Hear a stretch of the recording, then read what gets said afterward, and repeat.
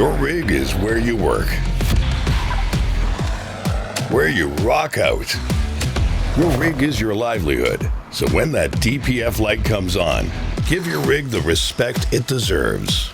As for Road Warrior, stronger seals, better manufacturing, and it's made of metal that lasts. Less downtime and more miles on the road so you can haul longer. Respect the rig. Become a Road Warrior.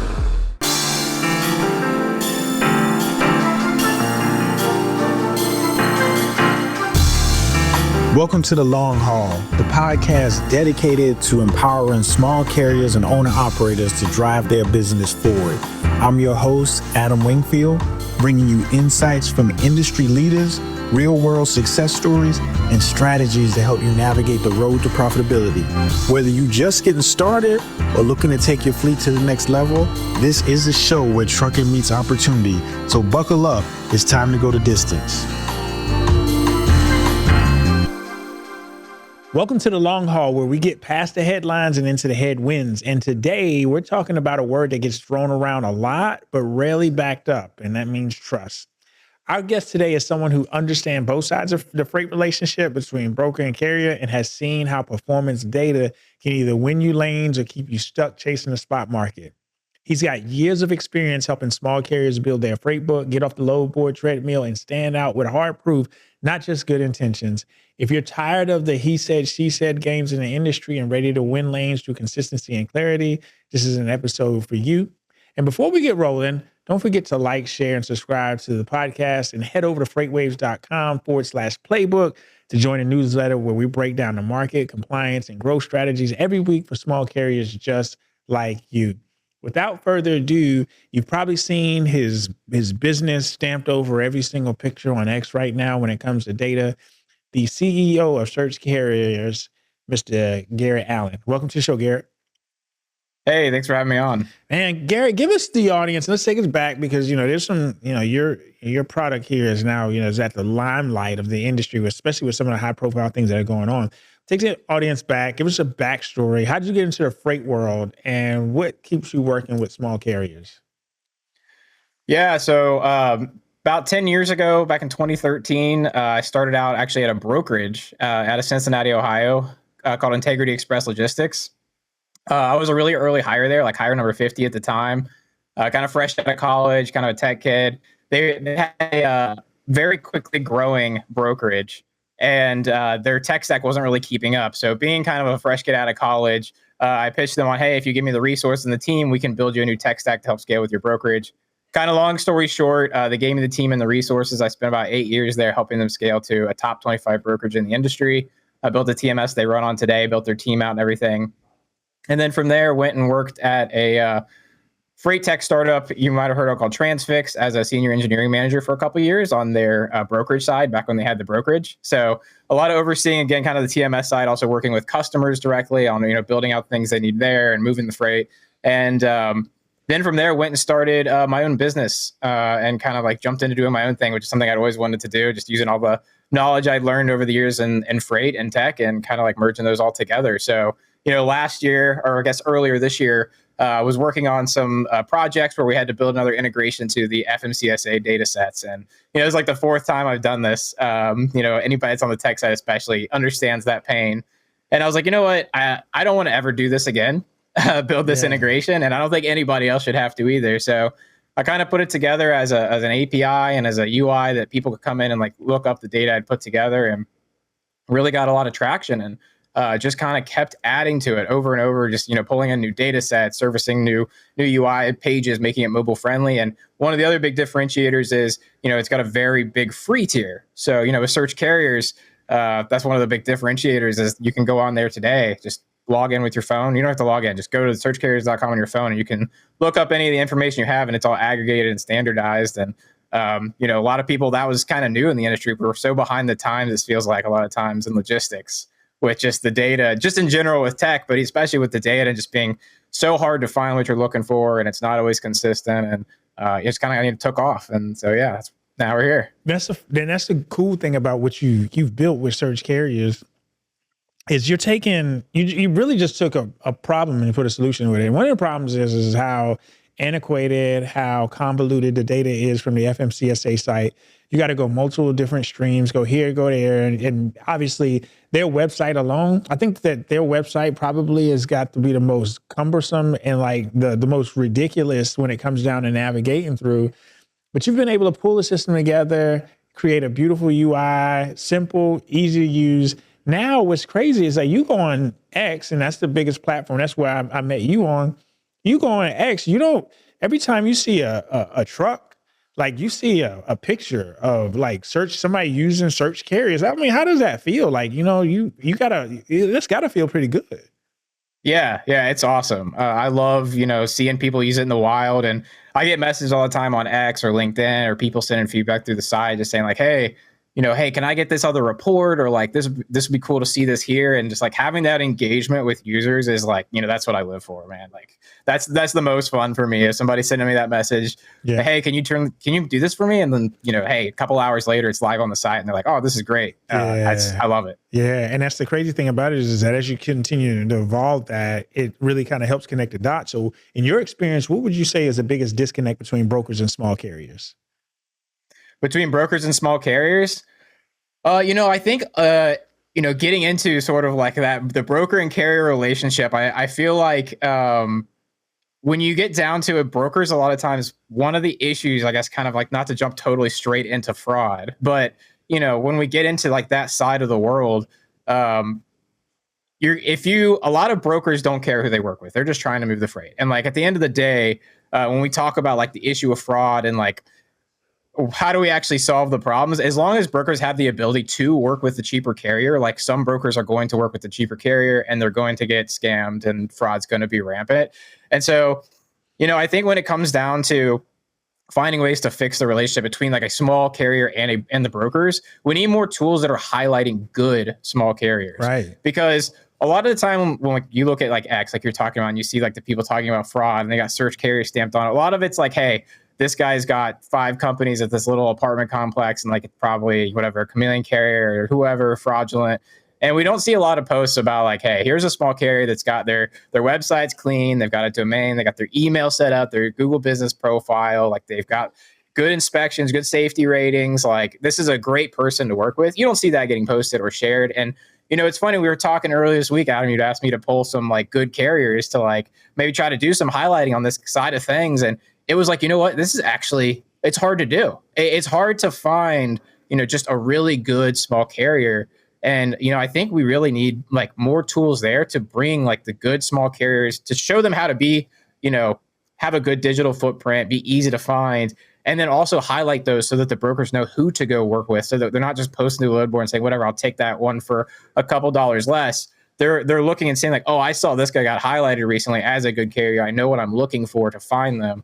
And like connect the dots there better. And I think we need more tools like that in the industry. The thing is too, like, that you're right. We do need tools like that in the industry, but what moves views and clicks better than, oh man, this guy's, his last name is this, and he has, 5 different MC numbers or whatever that may look like.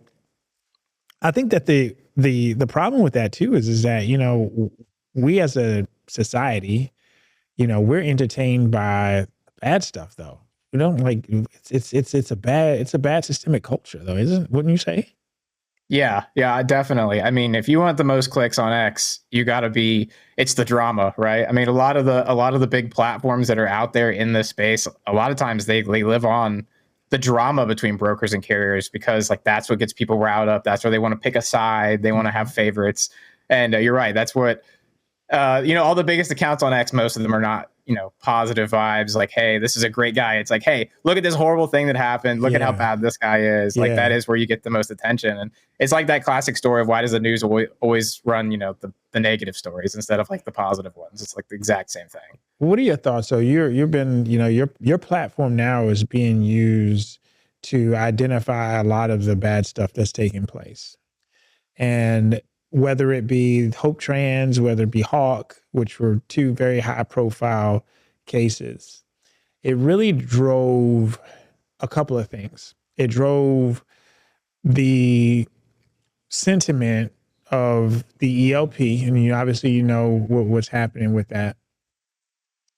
But it also drove for more angst amongst that and around the call to action. When you talk about, let's talk about ELP for a moment, because your platform really has been used to say, hey, look, Florida's done this and Georgia's done this and Tennessee is doing this. Where do you stand with that? What are your thoughts on the ELP as a whole? Obviously, it's a rule, but what do you stand on that? Yeah, I mean, I made my stance pretty clear, I think, on X when this was really hot, which is basically, it is a law. It is one of the rules, and so it should be enforced. And I think it's really as clear cut as that. Is if something is a law, we need to enforce it. If we're not going to enforce it, it should be removed. So really, the two positions I think should be either A, you're fighting to have that law actually removed, or B, you're fighting to have it enforced. I don't think there's any scenario where it's like, oh, we don't really care, whatever, it's fine.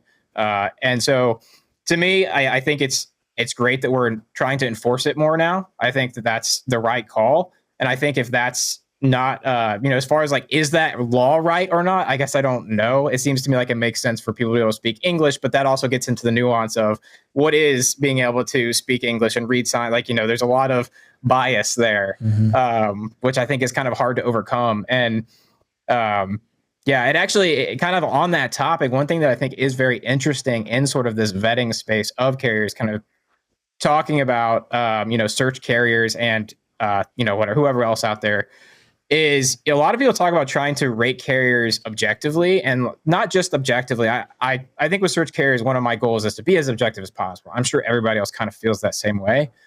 But it gets difficult when you look into, we were just talking about what is a good carrier, what is a bad carrier. You can't really just be objective. Like there is a bit of like a vibe check. Yeah. Like there is some piece of that where it's like, hey, I called this guy, I talked to him on the phone. He seems legit.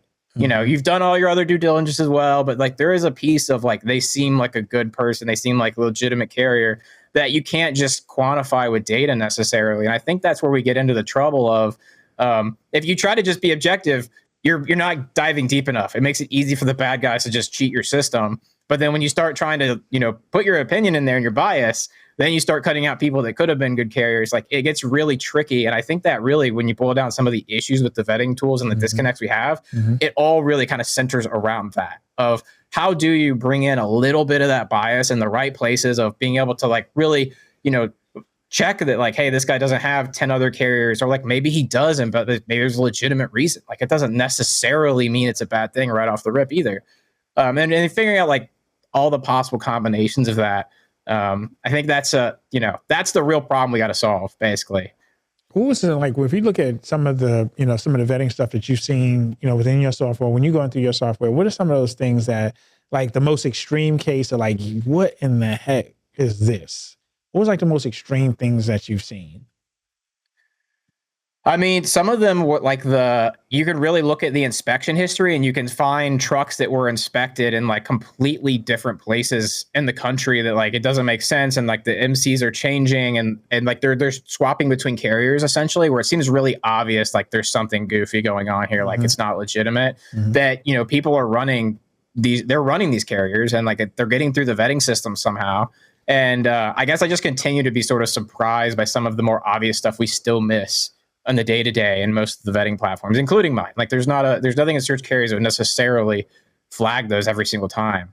I think when you look at like the ELD violation side of things, there's a lot of inspection violations to me that should just be like instant red flags for, people that are manipulating their ELD. Like that's an immediate to me, like you don't want to work with somebody that's manipulating their ELD. It's pretty clear cut. And you see, there's no reason a lot of times that they'll have one bad inspection, they'll be out of service, they'll get it fixed. But if you dig through, it's like, wow, that violation was pretty rough. And people are still running with that carrier. And it's like, it's hard to be completely objective there. What do you say? Was it like one bad hire that they fired that like was cheating the system? And now it's like, okay, I don't know. It's hard to decipher. Yeah, but let's be a little, let's back up a little bit, because I think that there is some unfairness when it comes down to being objective versus subjective, like you said, right?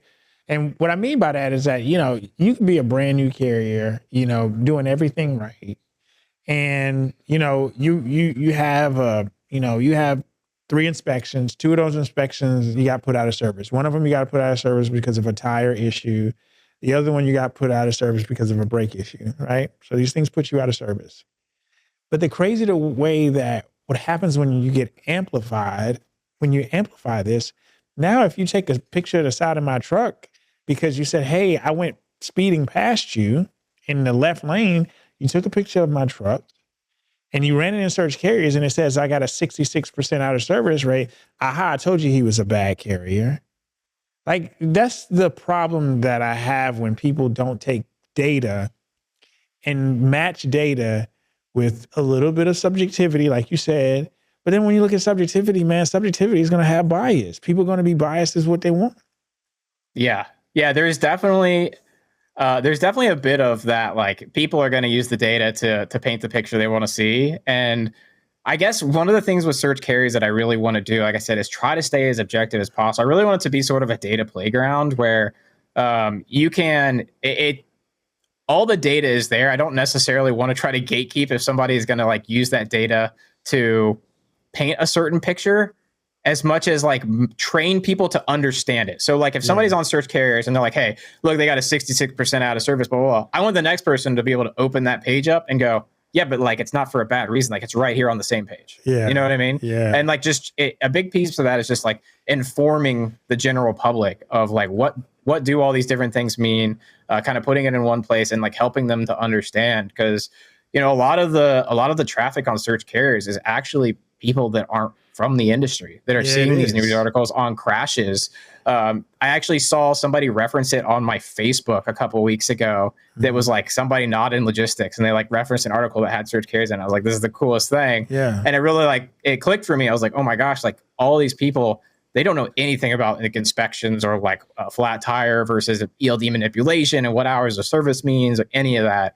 And, you know, search carriers, I think, has an obligation to like explain that in a way that general public can come onto a page and understand exactly what you're talking about and see that like, hey, it's 66% out of service, but actually like here's like, it was totally fine. As a flat tire, they got it fixed. It's not a big deal. And I think that's stuff that, you know, I'm definitely striving for. So what's search carriers from that perspective? And I'm glad you made that an issue or a point. So what search carriers do you see in the future that you're going to do from a company perspective to say, hey, we got an obligation with the data that we have. We have an obligation to make sure that people understand, right? We understand this data. What can people expect to see, you know, from Garrett and the team, whether, you know, webinar or whatever that may look like? What can the team expect to see from the search carriers team? Yeah. So, you know, obviously more and more just, you know, UI updates, new tools, pages, things like I said, just being able to understand that data. There's still more data that hasn't been pulled in there. There's more data, new data sources I'm trying to pull in.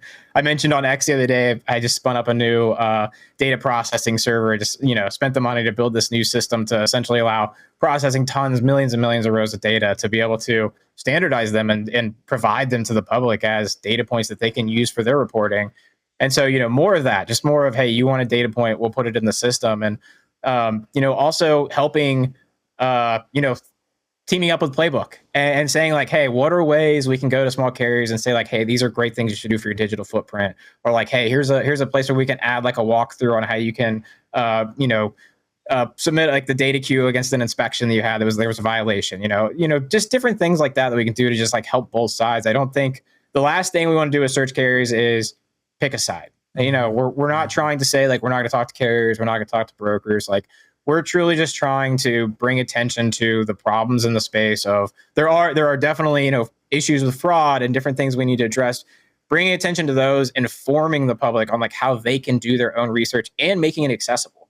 So, you know, everything that's just that we can do on that path, that's what we're going to do. So, you know, like I said, that's one of the things like when you first reached out about like, hey, let's do something with search carriers and Playbook, I was pumped because that's something that's been top of mind. It's really hard to, you know, everybody talks about wanting to serve carriers and sell to carriers and like help carriers out, but the money is really at the broker and the shipper side, you know, just being completely honest. Like it's hard to sell into carriers because there's no money there.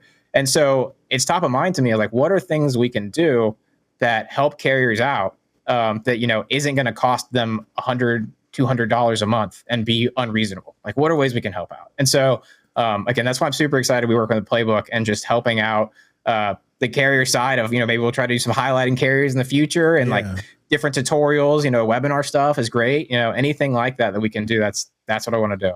So, a lot of carriers, they don't track their performance. They don't track their metrics. They're scared to death of technology. What are they missing, obviously, from your perspective? What are the most key components that they're missing by not doing that?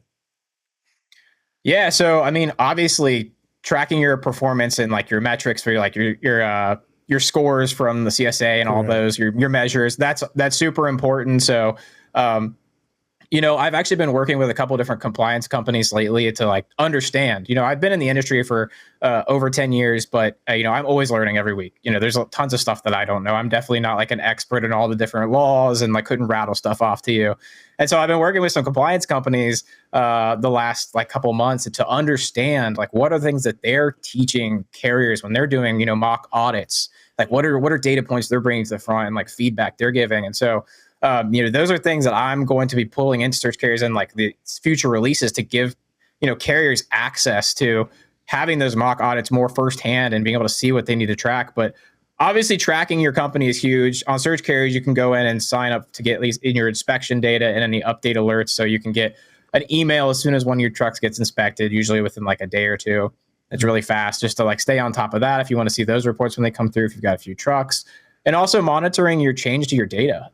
You might get a security breach, like a data security issue, where one of your accounts gets compromised, you don't realize it. And being on top of when like your information changes with the FMCSA is huge. You don't want to like be one of the people that has to send that email out and says, hey, we got hacked and we've been posting on that and it's not us and all that stuff. So staying on top of your data security, following best practices, but also having the alerts in place to know before you end up, having your MCUs to scam somebody. I think it's all very important. So I think a lot of times carriers, especially small carriers, they're already stretched so thin that can be kind of like last thing that they're thinking about. But it is very important to protect yourself in that way. Now, when you think about the FMCSA website as a whole, and gathering the data as a whole, in terms of the complexity of it, what would be search carriers' position on, hey, you know what, we're wanting to make it easier because of this. In comparison, if you would compare the two, because, most people, you got a lot of people that's saying that, hey, well, search carriers information, I can just go to the FMCSA website and get it. So what would be your rebuttal to that? Yeah, they're totally right. I actually have links directly to some of the FMCSA websites on search carriers. And so a lot of that data is directly pulled from various places across Safer and LNI and, CSA.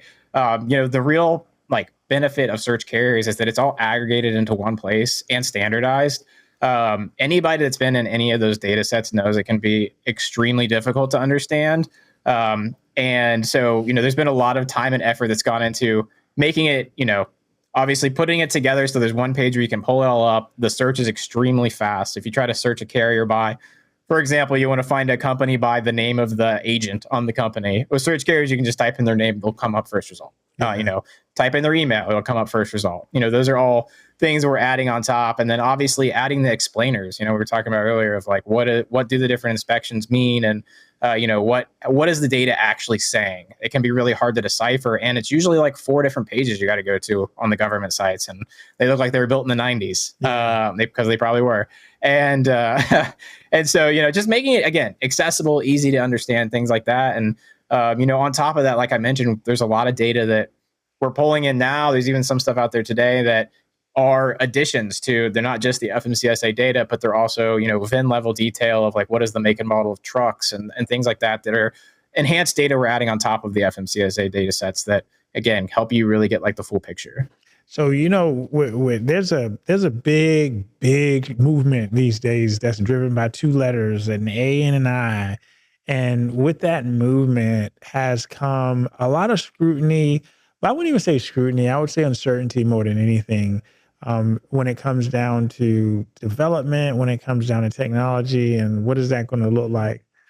How do you see AI changing what we do now and what things look like today? Being that you come from tech, so I would expect that you're going to have more insight than the next. What does the next, I don't know, 3 years look like? 4 years? Yeah, it's really interesting. You know, I don't. My take on it is there is a lot of places where AI is helpful. You know, especially when you look at like unstructured data and getting insights out of that, where you've got like an email and being able to turn that into like, what is the email saying? Is it, you know, is it a quote, things like that, and turning that into some kind of programmatic thing. That's where AI is really, you know, the most useful. There's obviously all the AI phone calls going on right now, with mixed reviews. You know, there are certain cases where that could make sense, you know, as like a fallback in certain places or whatever. But you know, it's one of those where everybody sees an issue and they go, we'll just throw AI at it right now because we're just like we're at the top of the hype cycle. So I think the majority of the use cases that you're seeing AI today won't exist in 5 years, Really? because most of them will be replaced by more robust solutions that aren't so like AI driven first. But there are definitely going to be scenarios where we are using AI. It's, you know, people talk about like the chat bot, right? And like we've had chat bots forever and it's really just everything's just a chat bot now.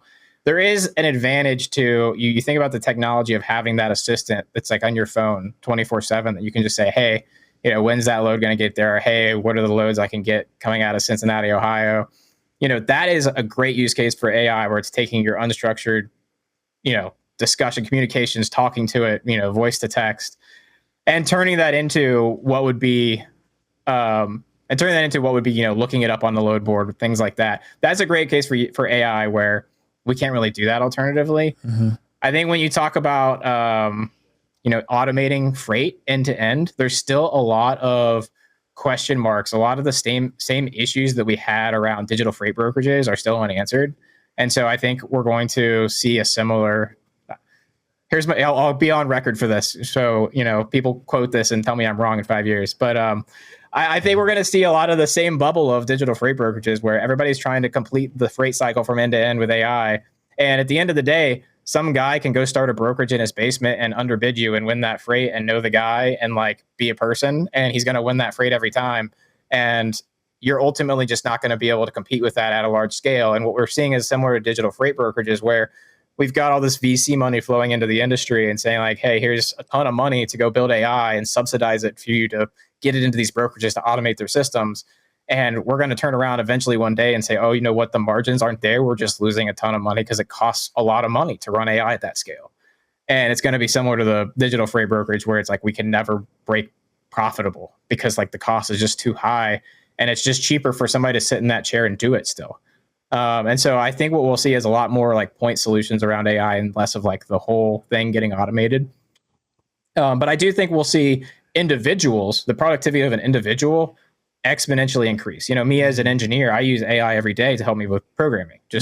I mean, there's some things that are tasks that are so small, I could just say, hey, AI, go fix that bug, and it'll go fix that problem in the code. I don't have to touch it. And so like, there's cases like that where that will absolutely translate into, you know, running freight of like places where you can ask AI to go file that report for you or run the math on a lane and it'll go do that for you. But then you're going to have to go make that decision because you're going to have to put, you know, your opinion and your preferences into that the AI just will never fully solve for.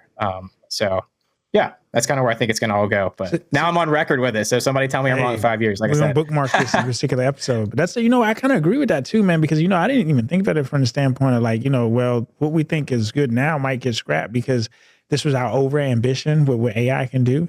And like, if you think about this, and now I'm going on record, which I'm not going on record, but it's like, you think about like the AI, like phone calls, they're the most annoying. Like, let me tell you something.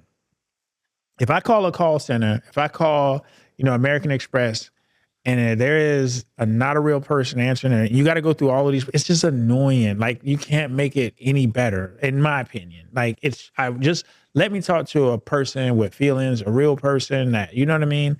I just don't know. And then I guess my next question for you is that now you've also seen a surge in vibe coding, which for those who don't know, it's like some fun coding, AI coding, where you can build applications by just, you know, following prompts and things like that. But it's so buggy.